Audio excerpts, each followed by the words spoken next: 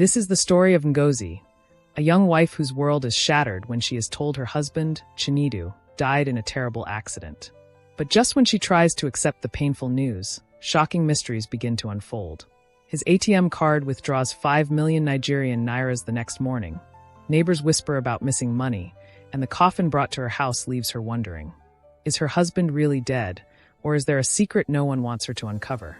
This drama is filled with suspense, betrayal, family conflicts, and hidden truths that will keep you at the edge of your seat. Stay with us as each episode reveals secrets darker than the last. Chinedu left home that Friday evening looking his best. Fresh haircut, neatly ironed shirt, and a warm smile. He kissed his wife goodbye, promising to bring suya on his way back. At midnight, loud knocks shattered the quiet night. Ngozi opened the door, and torchlight hit her eyes. 2 policemen stood there, one in slippers, the other holding a brown envelope. Their words pierced like knives. "Madam, there was a fatal accident. We found your husband's ID and phone. We are sorry." Ngozi's legs disappeared beneath her. Neighbors rushed out, some to comfort, others to confirm the gossip. But her pain deepened when her husband's younger brother coldly asked, "So, should we move the body to the village or bury him here?" By morning, police declared the body burnt beyond recognition. The documents and phone were intact. But as the news spread, whispers filled the streets. Some remembered how Chinedu withdrew 5 million Nigerian nairas just days ago. "Where is the money?" they asked. By evening, a white-painted coffin arrived, cheap wood, smelling of polish. People gathered with lanterns and plastic chairs. Some cried, others calculated. Ngozi sat in the corner, wrapper tied carelessly, staring at the box. Her heart whispered, "Is my husband truly inside this coffin, or did they bury another man and bring me receipt?" To be continued. Get ready for the next episode, where a shocking truth begins to unfold. What do you think about this story? If your husband's ATM card withdrew 5 million Nigerian nairas the morning after his death, what would you do? Do you believe Chinedu is really gone, or is something suspicious happening? Should Ngozi accept the coffin, or keep asking questions? Lessons from today's episode. Not everything is always as it seems. Sometimes the truth is hidden behind appearances. In moments of grief, money and family issues can reveal people's true colors. Always investigate deeply before concluding on sensitive matters. Share your thoughts in the comments. Your opinion matters. Don't forget to like, share, and subscribe so you don't miss the shocking twists in the next episode. Welcome to episode 2 of our beautiful story. The coffin still rested in the sitting room when more people began trooping in. Chairs borrowed from the church lined the walls. Candles burned low, their wax dripping like tears. The air smelled of sweat, perfume, and eucalyptus balm, the kind people rub when crying too much. Suddenly, everyone remembered they were related to Chinedu. Cousins I hadn't seen in years appeared from nowhere, some carrying malt and groundnuts, others carrying only their loud voices. Obinna, my husband's younger brother, paced the room like a landlord. He whispered to an elder uncle about how burial in the village would be cheaper than in town. Whenever my eyes met his, he looked away quickly, like a child caught licking sugar he didn't buy. Ikenna, Chinedu's so-called best friend, wasn't himself. Normally, he made people laugh. But tonight his laughter was dry, like kerosene wood that refused to catch fire. He kept sneaking outside, answering calls with his hand deep in his pocket, face hard like someone being chased by shadows. By late night, the noise had faded. Some mourners dozed off on chairs, others spread wrappers on the floor. Old women in the kitchen peeled yam for morning. I went to the bedroom to change my wrapper, then froze. Through the window, Ikenna's voice pierced the silence. His tone was sharp, not playful. "We cannot wait too long. If they open that box and start asking questions, everything will scatter. You hear me? Everything will scatter." I stood still, wrapper half-tied, trying to make sense of his words. But before I could think, he ended the call and walked back in with a fake smile, greeting everyone like nothing had happened. They left the coffin in the sitting room for the night, adding fresh candles on each side. Curtains were half-drawn. People spread wrappers on the floor, preparing to sleep. I sat near the door, eyes roaming between the coffin and the gate. The silence was heavy, the kind that doesn't bring peace. Then it came. Soft. Faint. Almost like a mistake. Knock, knock, knock on the gate. What do you think? Who was at the gate that night? Why is Ikenna so nervous, and what is he hiding? Do you think Chinedu's coffin really holds his body? Lessons from Episode 2. Grief often exposes family conflicts and hidden motives. Money can change how people behave in times of loss. Always listen carefully. Sometimes truth hides in whispers. Share your thoughts in the comments. Don't forget to like, share, and subscribe so you don't miss the shocking twists in the next episode. To be continued in Episode 3. Welcome to Episode 3 of our story. The knock came again. Knock, knock, knock. At first, I thought maybe the wind was playing with the gate. But no, the rhythm was too deliberate, too human. Around me, most mourners were asleep. The 2 candles flickered weakly, their flames bending like they wanted to escape. My chest thumped loudly in the silence. I tied my wrapper tighter, picked up a torchlight, and walked toward the gate. The knocking stopped just as I reached the gate. I froze, listening. Then I heard my name. Ngozi. The voice sounded familiar and calm. I pushed the gate slowly, the metal crying as it opened. The torchlight landed on a figure, dust on his shoes, shirt wrinkled, beard rough, eyes red like he hadn't slept in days. Chinedu, I whispered, clinging to the gate for balance. Ngozi, open the gate. I'm tired, he said, voice flat, weary like a traveler returning home. I opened the gate. Chinedu dragged his feet inside, and the neighbors' dogs erupted into barking. One woman on the corridor rubbed her eyes, then screamed. Oh my God! Who is that? Within moments, the whole compound woke. Phones flashed, torchlights flickered, voices trembled. The coffin still sat in the parlor with candles on each side. When people saw him, their voices shook the roof. Blood of God! Is that not Chinedu? Some cried prayers, others ran like ghosts had chased them. Obinna staggered out of the inner room, staring as if his shadow had grown flesh. Chinedu ignored the noise. He didn't even glance at the coffin. He just walked past, dragging his feet, eyes heavy. Where have you been? What happened? They said you, I stammered. I'm tired, Ngozi. I'll explain later. He pushed the bedroom door and went in, leaving us all frozen. The pastor clutched his Bible, unsure whether to pray harder or demand answers. Obinna held his head like a gambler who lost everything. I turned back to the coffin. White. Silent. The candles burned as if nothing had changed. And then the real fear struck me like cold water. If my husband just walked in alive, then whose body is lying inside that box? Now tell us, who do you think might be inside the coffin? Is Chinedu truly alive, or is this a ghost? If you were Ngozi, what would you do right now? Lessons from Episode 3. Not every story ends where people expect. Truth can break traditions. In times of chaos, people reveal their true fears and faith. Always look deeper. What you see may not be the full story. Share your thoughts in the comments. Don't forget to like, share, and subscribe so you don't miss Episode 4. The mystery deepens. To be continued in Episode 4. Morning after the fear. The house smelled of candle wax and sleepless fear. Nobody truly rested. Some closed their eyes, but their hearts stayed awake till daylight. The rooster's crow only reminded us that the nightmare had survived the night. The coffin was still sitting in the parlor, its white paint now catching specks of dust. Neighbors whispered in corners, pointing at our window like we were hiding a masquerade inside. By 7 o'clock, Obinna had already summoned the elders. By 8, the pastor returned, clutching his Bible tighter than yesterday.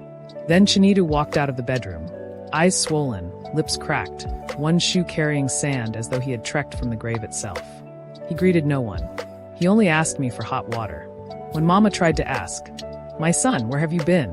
he rubbed his face with a towel and muttered, "Mama, I don't want to talk now. I lost my phone, I lost my wallet. I trekked. I just want to rest." The elders gathered under the mango tree, walking sticks scratching lines into the soil as they debated whether to open the coffin or leave it. By mid-morning, police arrived. 2 stern officers in dark sunglasses. They wrote in their small brown book, then faced Chinedu. "Oga, you were declared dead. Money collected. Burial arranged. Where did you go?" Chinedu only shook his head. "I was stranded. 1 sentence. Too small to carry 5 million Nigerian nairas and restore our peace." Then the call from the bank came.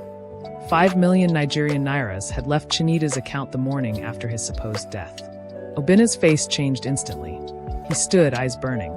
"Ngozi, you must tell us what you know. Who took that money? You had his card." Dozens of eyes turned to me, hungry for an answer. My throat went dry. "Obinna, how can you say that?" "Me? Was it not you people that handled his things? But he didn't blink. His voice rose louder. You are the wife. You knew his PIN. Stop pretending. As the quarrel boiled, my phone rang. Unknown number. I almost ignored it, but something made me answer. A woman's voice entered, calm but sharp like a hidden blade. Ngozi, ask your husband about Friday night. My grip tightened. Who is this? Which Friday? She chuckled, laughter without teeth. He owes my sister her life. The line went dead.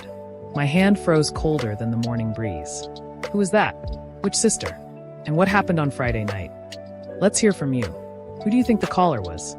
Which sister was she talking about? And what exactly happened on Friday night? Lessons from episode 4. Secrets have a way of surfacing when least expected. In times of crisis, family can turn against one another. Truth hides behind whispers, but it cannot remain buried forever.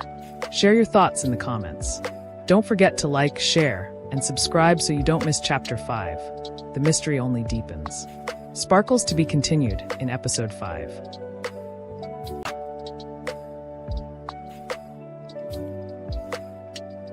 Welcome to The Man That Attended His Own Funeral, Part 5. I kept staring at my phone screen long after the strange call ended, hoping the woman's voice would return with answers. But silence is a cruel thing. Chinedu sat in the parlor, calmly eating bread and tea as if nothing unusual had happened. His shoulders were relaxed, but his eyes never once met mine. This was the same man who used to gist with me before brushing his teeth. Now he carried his phone like a newborn, always face down, always close to his chest. He locked it with a long pattern I couldn't trace, stepped out whenever it rang, and returned pretending nothing happened. Even his greetings grew shorter, like a landlord tolerating a stubborn tenant. One evening, after days of watching his strange behavior, he said casually, "Ngozi, I'm going to see Ikenna." He wore a cap he hadn't touched in months and left without saying when he'd return. Something in his voice pressed my heart like a heavy stone. Without thinking, I tied my wrapper tighter, slipped into my slippers, and followed quietly from a safe distance. They met near the old Transformer Junction, a dark corner where the streetlight had died long ago. I hid behind a kiosk that sold recharge cards in the daytime. Ikenna leaned on his motorbike. No hugs, no smiles, no handshakes. Their faces were sharp, their voices low but cutting like blades. I couldn't hear everything, but a few words reached me. Amara, that night, the plan didn't go well. My heart began hammering against my ribs. Who was Amara? What plan? Chinedu's hands moved as he spoke, pointing sternly as if warning Ikenna never to repeat a mistake. Ikenna only scratched his beard, nodding silently. When they finally parted ways, I hurried back home before him. I sat pretending to peel yam, my hands steady, but my mind boiling like hot oil. That night, after he finished eating, I asked softly, "Chinedu, what were you discussing with Ikenna?" For a moment, he froze. Just a second, but I caught it. Then he forced a smile that never touched his eyes. "Ngozi, leave it. For your own good, leave it." That was the night I realized my husband was hiding secrets that could set this entire house on fire. Let's talk. Who is Amara? What plan failed that night? Why is Chinedu hiding secrets from his own wife? If you were Ngozi, would you confront him or stay silent? Lessons from the story. Secrets in a marriage are like fire. Hidden sparks can burn down everything. Not every smile carries peace. Sometimes it hides danger. Silence in the face of questions can be louder than lies. Drop your thoughts in the comments. Don't forget to like, share, and subscribe so you don't miss episode 6. The truth will begin to unravel. To be continued in episode 6. Welcome to episode 6 of The Man That Attended His Own Funeral. The tension in our house refused to die. Chinedu's warning, "Leave it. For your own good, leave it," was still ringing in my head when my phone buzzed again. The same strange number. This time, the woman's voice was sharper, urgent. "That man you call husband didn't enter that car alone. Another woman was inside. Ask him well before the truth buries you." Before I could speak, the call cut. Seconds later, a WhatsApp voice note dropped.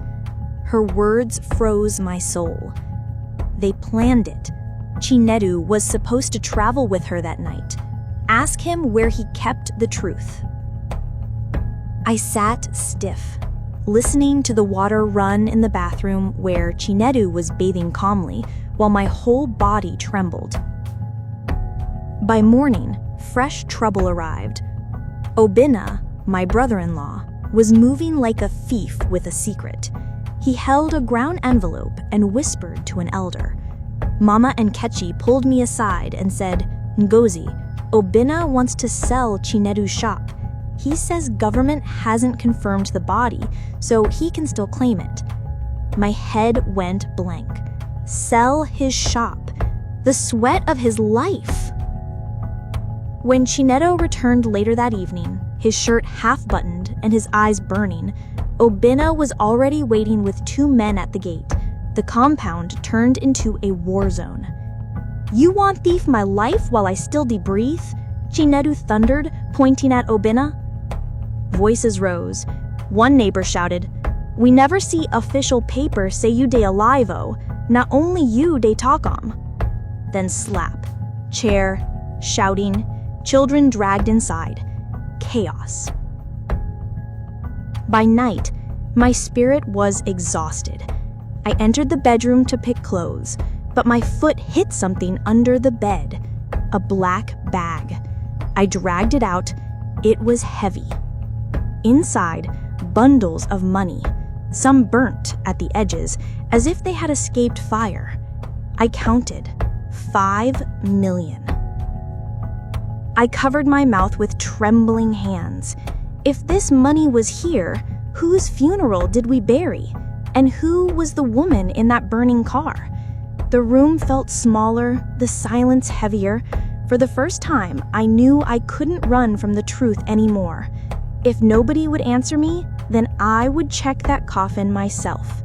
To be continued. Who do you think really owns the burnt money? If Chinedu died that night, then who is the man living in the house? Did Obinna know more than he pretends? Should Ngozi dare to open the coffin? Drop your answers in the comments, and don't forget to like, share, and subscribe so you don't miss Chapter 7.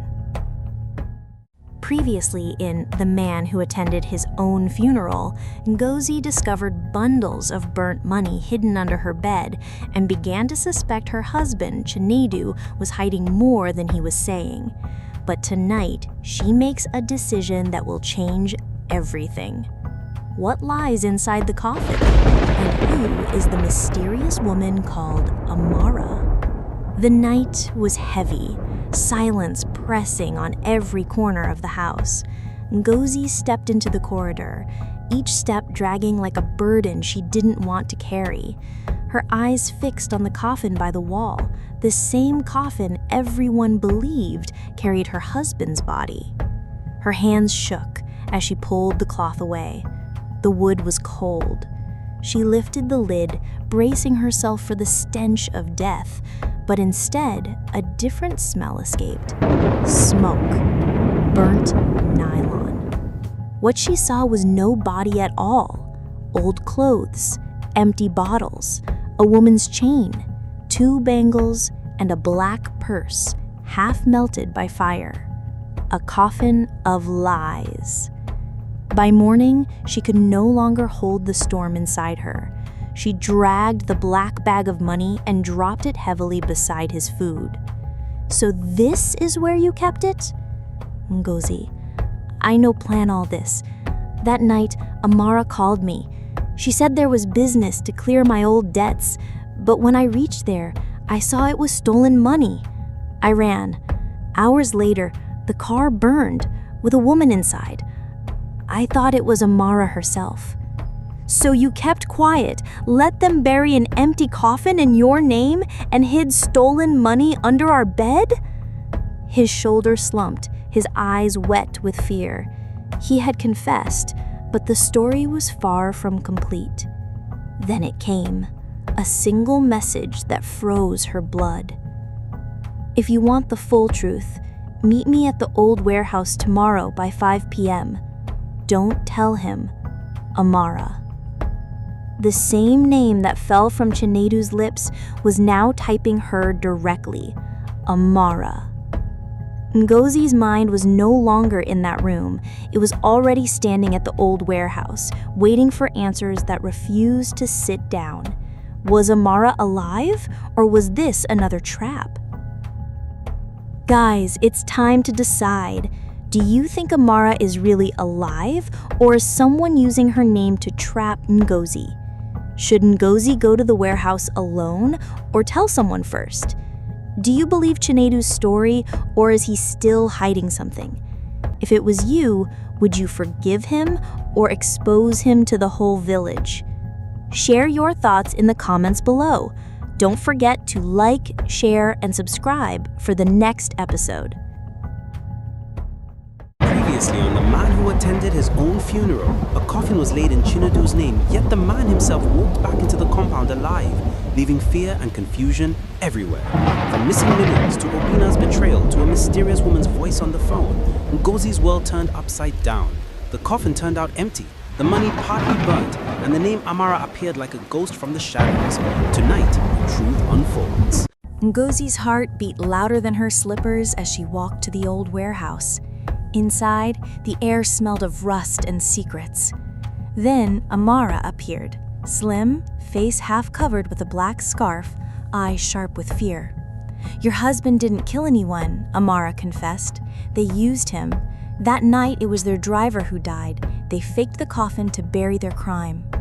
Now the money is missing, and they want me dead." Her words stabbed like knives. Before Ngozi could ask more, Amara slipped away into the dust, leaving only fear behind. When Ngozi returned home, the house was too quiet. No slippers, no bag, no husband. The black bag of money was gone. The silence was heavier than grief. 2 nights later, the knock came heavy. Chinedu returned. Not alone. 2 police officers followed, carrying files and questions. "Ngozi," he said, voice rough, "I am ready to talk." He confessed it all: the stolen money, the night of fire, the lies that forced him into silence. He named Obinna and Ikenna, the same men already planning to share his land. The elders called a meeting. Before the same people that once buried him, Chinedu bowed his head. "I failed you. I hid the truth. I made my wife carry pain that was not hers, but I want to make it right." Some elders nodded, some spat. The question that cut deepest came from the oldest voice. Where is the money now, and who else is involved? The air shifted. The whole square froze. The days turned into weeks. Chinedu went in and out of the station, returning what money he could trace. Obinna and Ikenna hid in shame. Slowly, Chinedu rebuilt, starting a small roadside shop. No more whispers of ghosts, no more fake burials, just a man trying again. Life didn't become perfect, but it became peaceful. One evening, as the sun sunk behind the cashew tree, Chinedu said, "Ngozi, I know I scattered things, but I am trying." For the first time in months, she smiled without pain. Peace was not loud. It was a small shop by the roadside, a cup of gari at sunset, and the quiet truth that even after shame, a man can choose to stand again. Now, dear viewers, what lesson did you learn from this story? If you were Ngozi, would you have forgiven Chinedu? Do you believe peace is really found in small, humble places? Drop your answers in the comments. And don't forget to like, share, and subscribe for more stories that touch lives.